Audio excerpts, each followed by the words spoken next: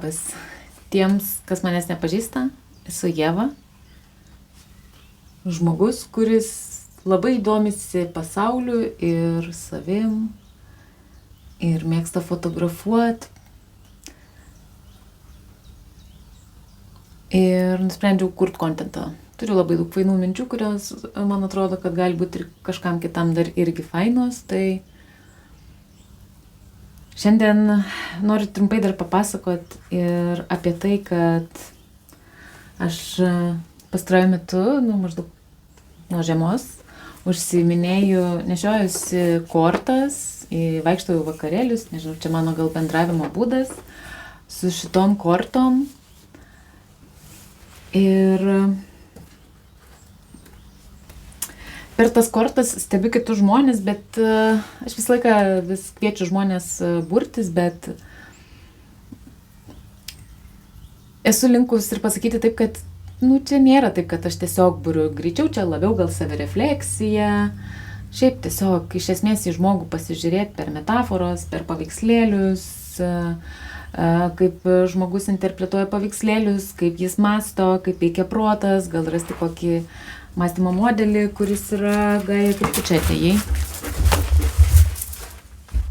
Gaja, turėtum būt namuose, tai būk kada čia, bulėt. Mes mano mikrofono. Išplaškinam Gają. Gaja, negalima, tu turėjai būt namuose. Žmogai duris atsidarys. Tai, kai buriu žmonės, automatiškai gaunasi vis tiek, pasimato, kas kame kaip straglina. Ir dar vieną, turiu tokį pastebėjimą, kad žmonės galvoja, kad jų kažkokios problemos, kažkokie sunkumai yra išskirtiniai, ten, unikalūs ir nepakartojami. Taip ir yra, bet iš dalies su panašiais sunkumais susiduria visai daug žmonių. Tik reikia gal atrasti tuos žmonės, kurie gal atitinka tai, su kokiais straglais tu susiduri, ir gal tai galėtų būti ten tavo kaip augimo bendruomenė. Čia būtent, jeigu žiūrint iš tos perspektyvos, kad mano gal turinio viso kūrimas, tos kortos yra apie sveikumą, mentalinį sveikumą, apie tai, kad žmonės jaustųsi gerai, kad ne vaidintų, o iš tikrųjų jaustųsi gerai, kad jaustųsi pilnai gyvenantį savo gyvenimą. Ir labai daug žmonių taip nesijaučia, beveik niekas nesijaučia, kad gyvena pilną gyvenimą. Visi labai greit jame pasimeta ir išsitaško. Ir kokie visi mechanizmai, kokie paternai už viso to yra. Tai per kortas aš pamatau tam tikrus paternus, kurie yra labai dažni, gal sakyčiau, kai kurie yra tokie Lietuvos kultūrai gal tokie būdingi, ten toks kažkoks susimažinimas. Aš labai susiduriu su tokiais žmonėm, kurie susimažino, ir tas toks kuklumas. Ir tas kuklumas verčia maskuotis. Gaja, tu nelįs prie mikrofono. Turiu Gaja, nes, atsibodo. Tai gerai, bandau tęsti mintį. Norėjau šnekėti apie maskavimąsi ir kaip jisai susikuria šiaip. Tai labai dažnai, kai buriu žmonės kortom, kai mes nagrinėjam jo, kai aš nagrinėju jo kaip mąstymo dinamiką, atrandu, kad žmonės valdo jų kaip vidinis kritikas, gaslighteris, kaip aš vadinu. Jo, ir dabar noriu paaiškinti šitus, kas yra gaslightinimas.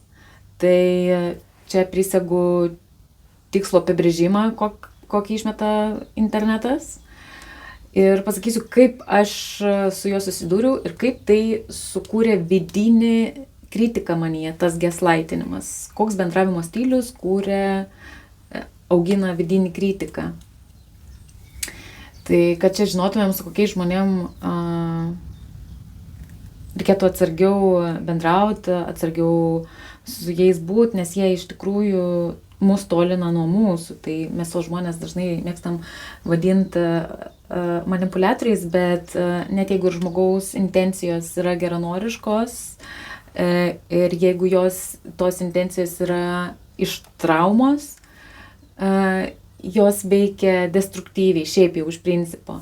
Ir gal čia geriausia būtų duoti pavyzdį, aš dabar galvoju, kad vidinis gaslighteris pasireiškia tada, kai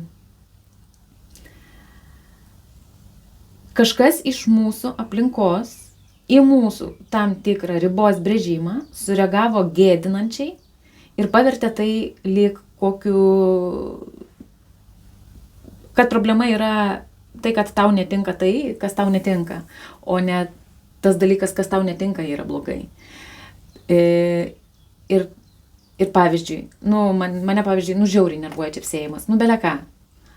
Aš galiu jeigu žmogus čepsi taip, kad kartais kai kurie taip čepsi, kad mane pasiunčia staigiai į tą išlikimo, į tą fight režimą ir aš tiesiog, jaučiu žiauriai didelį pyktį, mane taip veikia, aš nieko negaliu su to padaryti. Tai turi pavadinimą, misofonija, man atrodo, šitaip vadinasi. Ir aš tiesiog paprašau, arba tiesiog atsitraukiu nuo žmogaus, jeigu išgirstu, ar jau matau, kad jis ten valgys, pavyzdžiui, traškučius, aš persėdu į kitą vietą, kad negirdėčiau prie pat, arba kad man už nugaros nieks nevalgytų, paprašau, kad, gal galit man už nugaros nevalgyti, tiesiog ir paprašau, kad pasitrauktų. Ir kai kurie sureaguoja normaliai, viskas yra gerai, bet kai kurie, čia, o tai kaip, tu nori, kad aš čia vaikščiačiau ant pirštų galiukų, pagalvok ir apie kitus, kaip mums jaustis, kai tu neleidi mums tiesiog valgyti. Yra tokių žmonių, kurie taip, sumenkina tai, kad tave taip triggerina ir nenori į tai žiūrėti, rimtai, kad kaip netiki, kad aš su tuo kaip ir, kad man iš tikrųjų yra negerai, kai kažkas prie manęs čepsi, čia ne šiaip, aš kaprizinga. Ir kad tas visas dalykas, kai atsukamas į mane ir kai aš buvau vaikas, kai dar negebėjau, nemokėjau iškomunikuoti apie save, kai aš bandžiau visai brėžtas ribas, iš tikrųjų pasidarė tas dalykas, kad jeigu man nepatinka, kad čepsi, aš išmokau su laiku tiesiog pasitraukti iš situacijos, užsikimšti ausis, neiti į virtuvę tada, kai valgo kas nors, kas ten labai čepsi. Aš išmokau tam tikrų paternų mechanizmų, kad bėg nuo to, kas mane triggerina. Ir su laiku aš nustojau iš viskam nors sakyti, kad paprašau nečepsėk ir kartais tiesiog iš mandagumo žiauriai kentėdavau. Sėdim ten, žiūrim kokį ten, nežinau, filmą ar kažką ir šiaip sėdim su draugais ir kas nors prie manęs valgo kokį tai agurkėlį, aš tiesiog išbūnu ir tas išbuvimas, tas kentėjimas tame yra toksai kad aš negaliu nieko pasakyti, nes čia būtų per daug, aš esu per jautri, kitas žmogus pasijaus blogai, nes aš labai dažnai susidūriau su to, kad ir tas kitų geslaitinimas, kitų neleidimas, menkinimas to, ką aš jaučiu ir neleidimas man atstovėti savo ribą, gėdinimas dėl to, kad aš atstoviu savo ribą, pavertė, kad į vidinį kritiką, kad ne, tu nieko nesakyk, tu kentėk, nebūk čia per jautri, kad mano vidinis monologas toks pasidarė. Ką man kiti sakė, tai į mane lyg įkrito. Ir čia yra tik tai vienas iš pavyzdžių ir įsivaizduokit, kaip yra žmonėms su jautria nervų sistema, su tokiais dalykais, kaip ten pavyzdžiui misofonija, jeigu ten garsai tiesiog triggerina, nesvarbu, kas tai galėtų būti, mašinų garsai, parduotuvės kasos pipsėjimas. Įsivaizduokit, kaip žmogui yra sunku nueiti į parduotuvę, kurį triggerina kasos pipsėjimas. Aš vienu metu, kai buvau perdegus, man bele ką triggerino kasos pipsėjimas, aš tiesiog negalėjau eiti į parduotuvę. Negalėjau visiškai. Vien pagalvojimas apie parduotuvę man susukdavo pilvą, nes tai susijęs su pavalgymu ir man sutriko iš vis mano visa valgymo sistema, mano apetitas šaibom buvo išėjęs. Ta prasme, tai veikia taip stipriai visą kūną, o mes kaip ir neturim galimybės nuo to nueiti. Aš, pavyzdžiui, ten einu su ausinėm į parduotuvę, radau kaip ir sprendimo būtų. Bet jeigu aš nebandyčiau spręsti to dalyko, o tiesiog galvočiau, kad, kad aš turėčiau susiimti ir manęs turėtų tiesiog nenervuoti, tai kas nervuoja, ir, kad taip, kaip vidinių kritikų pasiverčia, kuris atriboja tave nuo to, kaip tu iš tikrųjų jautiesi. Ir labai daug žmonių su tuo straglina, tik nesuvokia, kad kai kurie ne tokiam lygmenį, kai kurie nėra jautrus garsam, kai kurie ten su tokiais susiduria, tokiais dalykais, tokiuose komplikuotesnėse situacijose, kur jie patys save geslaitina. Bet jie save geslaitina, net nesvokdamai, kad save geslaitina, nes galvoja, kad nu jo, čia taip normalu yra, tipo, čia aš turbūt nenormalus, jeigu aš čia taip kitaip galvoju, ar kažko, gal aš nesuprantu, gal aš durnas, gal kiti geriau žino. Ir tas savęs menkinimas, čia toks lietuviškas bruožas, kad ieškot, kas yra už tave geresnis ir to klausyt, kad pačiam mąstyti nereiktų. Vietoj to, kad paimti ir pačiam pradėti mąstyti. Žiūrėti, apie su kuo tu straglini, kas tave trigerina, kodėl tave trigerina tas dalykas. Pradėti stebėti, kaip kas tave veikia. Čia yra toks dalykas ir labai daugam aš tiesiog, kaip buritom kortom, labai greitai prieinu tokią vietą, kur prieinu tą vidinį kritiką ir matau kokią dramą už viso to. Ir kaip tas žmogus nieko nekeičia, nes ta drama tiesiog visą laiką kartojasi, bet žmogus vis tiek nieko nekeičia. Ir kartais aš net stebiuosi, kad aš net kai apie tai sakau, žmonėms sunku išgirsti, nes jie tik toj dramoj gyvena, jie lik nesugeba į tą dramą iš šalies pasižiūrėti. Ir kad ta drama dažnai yra susijusi su tuo, man labai patinka tas psichologijos toksiško Karpmano trikampio, žodžiai.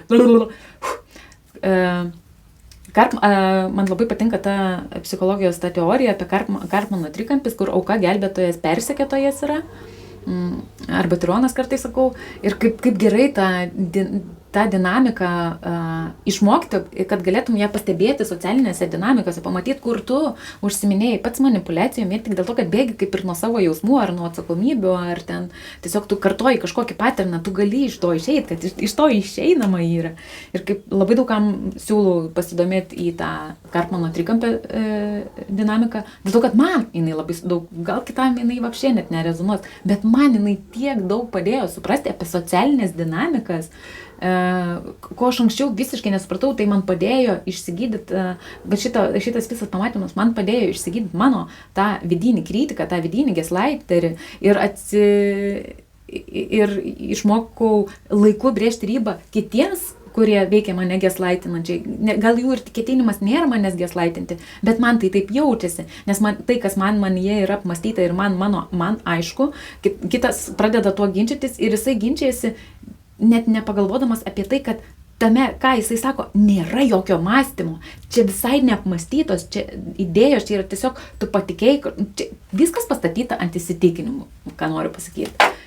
Kad žmogus net nemato, kad visa jo logika pastatyta tiesiog ant įsitikinimų ir ten nėra jokios, kaip ir esmės, ašies, ant ko viskas statosi, ten nėra savasties, gal skamba žiauriai, bet kai aš atsimenu save, tai iš tikrųjų, kai aš buvau tuose šūduose, ką girdžiu, su kuo susiduria kiti žmonės, aš juos taip puikiai suprantu ir aš suprantu, kodėl nesimato. Ir aš suprantu, kaip sunku išeiti iš tos dramos ir pažiūrėti situaciją iš šalies, nes yra žoskas neteisingumo jausmas.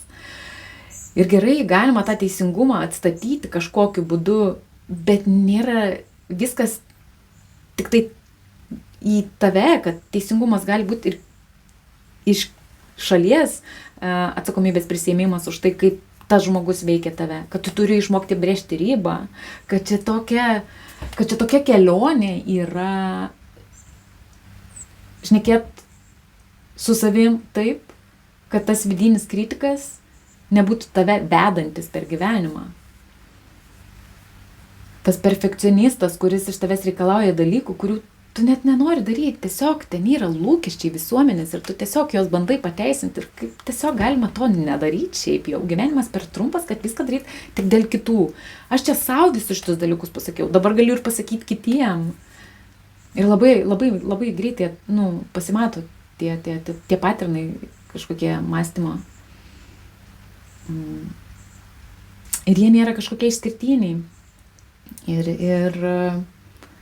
Ir aš neburiu kortom, aš tiesiog atspindžiu gal mintis, mąstymą, rodau, kur čia biški kreivai žiūri, nes čia nelabai sueina, čia yra kokių ten loginių klaidų, čia yra trauma respondas, viskas iš traumos čia eina, tiesiog pradeda matytis, kai savyje viską pamačiau, tai pradeda matytis ir kituose. Tai va. Ir kaip tos kaukės susikuria. Tai tos kaukės ir yra tas dalykas, kur tu slepi, kad tu jautiesi blogai, čia ir yra ta kaukė. Va. Pasakiau, kad apie kaukės, bet nesuvedžiu apie ką čia tos kaukės. Tai kai mūsų tas vidinis kritikas mus skatina daryti tuos dalykus, ne tuos dalykus, kuriuos mes jaučiam, o tuos, kuriuos tipo reikia daryti, tai tada mes maskuojam tai, ką jaučiam, nes tai kaip neišsireiškia. Va čia yra kaukės, kad tas vidinis kritikas ir sukuria kaukę. Kai mes varom iš vidinio kritiko, iš gėdos, kaltės,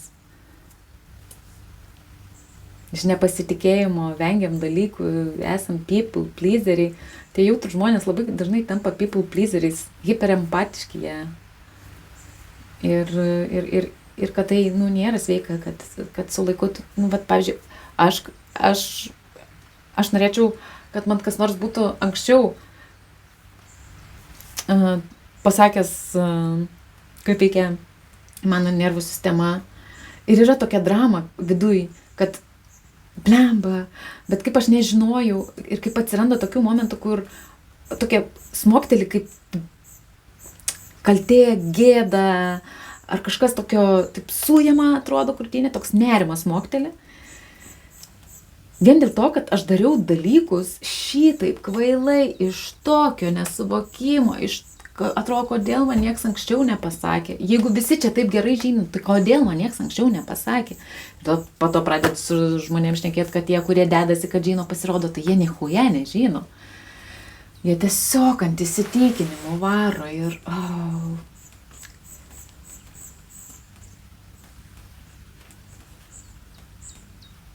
Žmonės, tiesiog žiūrėkit savo mąstymą.